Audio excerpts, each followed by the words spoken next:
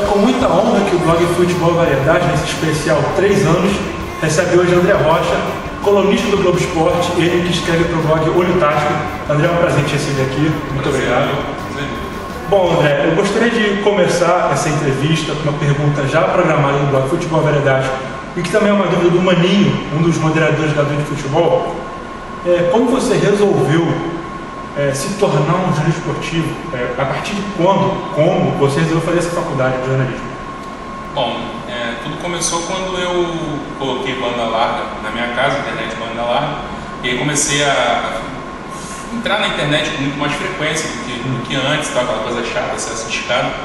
E aí eu criei uma conta no Orkut, comecei a frequentar e conhecer a comunidade doente de futebol, inclusive mandando um abraço para todo mundo. E, bom, e aí participando, debatendo, e teve o chat na época, 2006, um pouco antes da Copa, com o Mauro Betti, o jornalista Mauro Betti, da Rede Bandeirante. E aquilo me interessou muito, eu gostei muito do chat com ele, a forma como ele via futebol. Passei a frequentar a comunidade dele no Orkut também.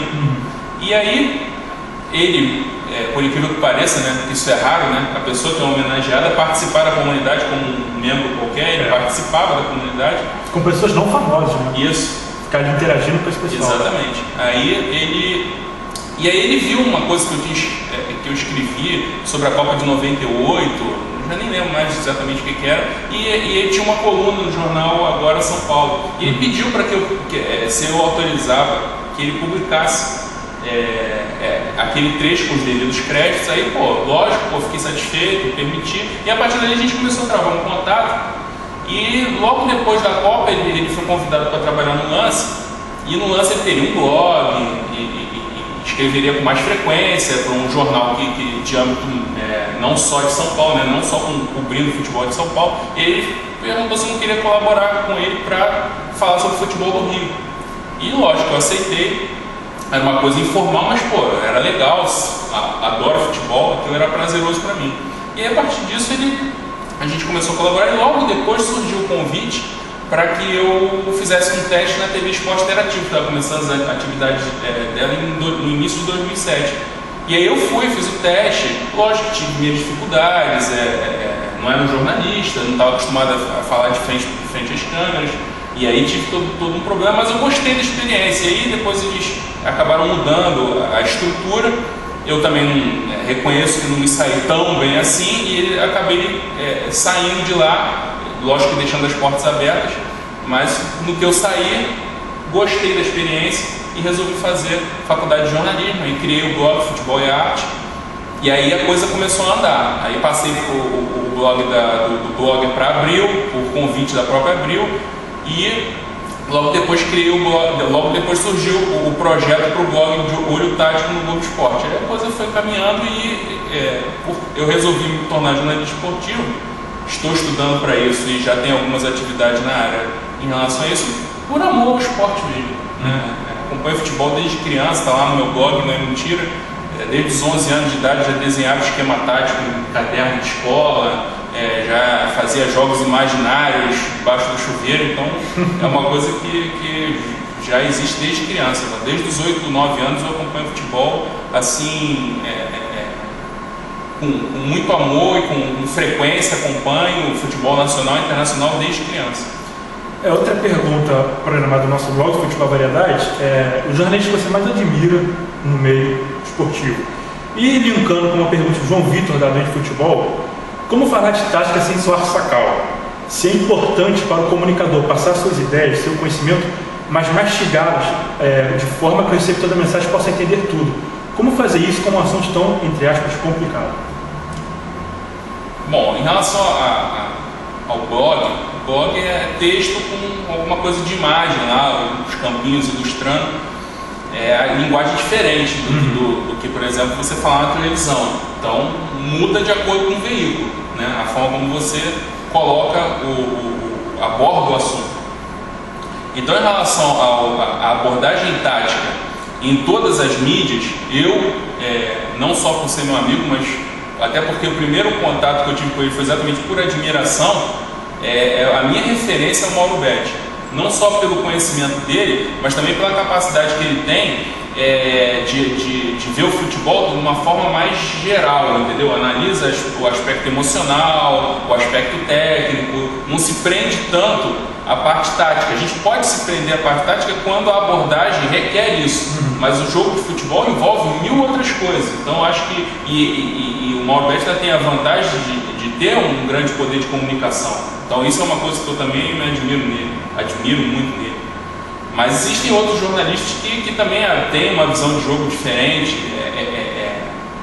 conseguem enxergar o que está acontecendo numa partida de futebol, como o Paulo Vinícius Coelho, PVC, Paulo Calçade e outros comentaristas. Lá fora tem o Jonathan Wilson, que é o mestre, né, do The Guardian. Então são jornalistas que são referência para mim.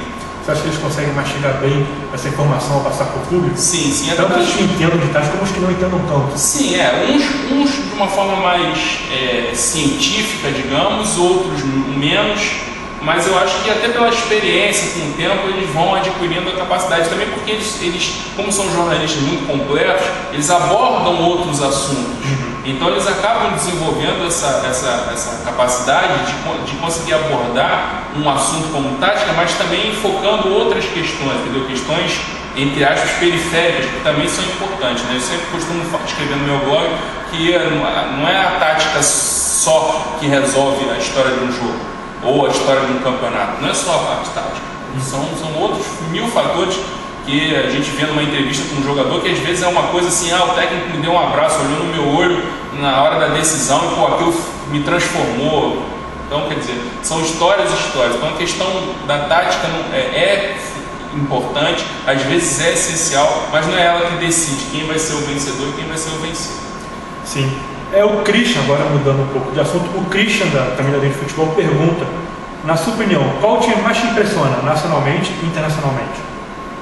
Taticamente, impressionar no Brasil é difícil. Impressionar eu associo pelo menos a imagem a uma coisa de surpresa. Eu acho que o técnico que mais surpreende taticamente entre os treinadores dos grandes times e tal é o Cuca. Ele tem suas dificuldades, às vezes, em lidar com o emocional do grupo, o próprio emocional dele, mas taticamente ele é um técnico que às vezes surpreende. Arma um time de acordo com a característica do adversário, ou arma um time para ganhar o jogo. Quando tem a necessidade de ganhar o jogo, ele abre, vai lá, coloca Montilho, Gilberto, ou Roger, dois atacantes, Thiago Ribeiro, Elton Paulista, ou Farias, ou então vai lá, não, agora tem que recolher o time, aí joga com 3 zagueiros, recolhe mais, joga mais no contra-ataque, com o Montilho fazendo a ligação com os atacantes. Então eu acho interessante, mas eu acho que também vale a pena fazer uma ressalva ao trabalho do Joel Santana e do Muricy em função dos muitos desfalques que o Fluminense e o Botafogo tiveram ao longo do campeonato. Tiveram que tirar leite de pedra muitas vezes. O Muricy teve que improvisar o Júlio César no meio campo pelo lado direito, o Joel teve que colocar o Caio às vezes como ala. Algumas experiências dessas não foram muito bem sucedidas, mas eles tinham que tentar, porque às vezes eram 5, 6, 8 desfalques para um mesmo jogo, e aí o técnico tinha que tentar. E eles conseguiram manter o Fluminense e o Botafogo na maior parte do tempo, disputando ali o G4, o título. Então eu acho que eles merecem essa menção pelo trabalho que eles fizeram nessa temporada. É uma superação de um campeonato tão longo, com tantas rodadas, e como iniciante nos jogos quarta e fim de semana, que realmente ficou impossível não ter lesão, né? Exatamente. E a intensidade do jogo também. A intensidade do jogo está muito grande. Jogadores que vieram de fora comentam isso, que estão encontrando dificuldade porque eles não esperavam que o futebol no Brasil tivesse tão corrido, tão intenso. Então isso também é um fator que aumenta o risco de lesões e dá mais trabalho ainda para os treinadores. O Douglas agora pergunta se você identificou alguma mudança na tendência tática mundial por alguma influência da Copa do Mundo desse ano, se você acha que o Mundial trouxe a ofensividade de volta, e qual a análise você faz da organização da seleção argentina na Copa.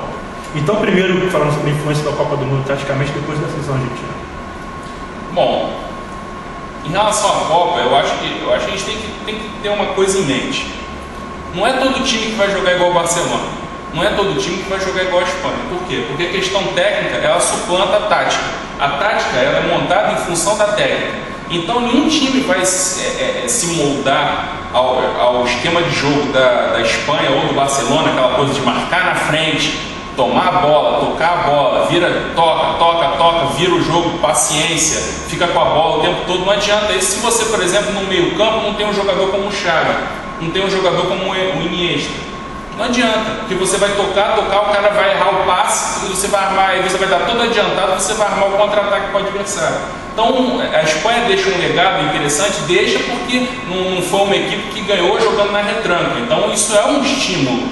Isso não tem influência na forma como as equipes vão se armar, tanto nas suas competições nacionais, internacionais ou até as próprias seleções. Isso não vai mudar, mas deixa um legado interessante de ofensividade. Qual é a outra pergunta? A outra pergunta é uma análise que você faz da seleção argentina.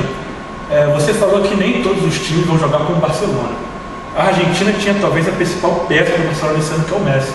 Ele não conseguiu repetir a atuação, mesmo Maradona deixando o jogador um pouco mais à vontade dentro de campo. Como você faz essa análise da seleção argentina? Não, mas aí tem que ter um mínimo de entrosamento e organização, porque não adianta você ter o Messi e de repente você vai montar um meio campo ou muito defensivo, que não vai ter saída de bola, ou então você vai botar o Mascherano, como ele fez, botou o Mascherano plantado, aí abriu o Max Rodrigues na direita, agora me fugiu outro jogador pela esquerda e o Messi no centro, encostando em dois atacantes. Aí não funciona, porque aí você não tem saída de bola, a bola não chega nele, entendeu? E aí não adianta você. E aí o Messi também não tinha o mesmo entrosamento, o mesmo entendimento com os seus companheiros. Hoje a Argentina do Batista já tem uma preocupação maior de qualificar a saída de bola para que a bola chegue no Messi, chegue no Tevez, entendeu? Então é diferente, a equipe tem que ter as peças, tem que ter organização e tem que ter um plano de jogo. Não adianta você colocar o Messi na frente e você não ter jogadores qualificados para fazer a bola chegar nele. Não adianta você montar um esquema ofensivo se você tem o Otamendi numa lateral e o Renzi na outra. Não adianta, porque eles não vão fazer ultrapassagem, o time vai ficar todo encaixotado. Então essa foi a dificuldade da seleção argentina. Bom, o Diego ele fez 4 perguntas, então eu vou ler uma de cada vez porque vai ser impossível se decorar as 4 para responder de uma vez. A primeira é: quais treinadores, como brasileiro e internacional, que melhor sabem usar os artifícios táticos atualmente e por quê? Brasileiro, artifícios táticos. Seria o Cuca que você citou. Visão tática, mas às vezes ele em relação a artifícios táticos também. Ele realmente é um técnico que sabe usar isso, ele tem uma boa visão tática de jogo. Joel, o próprio Muricy Ramalho, principalmente. Muricy tem uma visão tática muito boa, muito privilegiada desde os tempos de internacional, São Paulo, sabe armar um time como poucos, de acordo com o adversário. Agora, lógico, tem a sua proposta de jogo, a sua filosofia de jogo, que eu particularmente não acho tão atraente, tão interessante, mas que é funcional, dá resultado. O Fluminense está aí disputando o título, nos outros anos o São Paulo disputou, então é um técnico que merece respeito.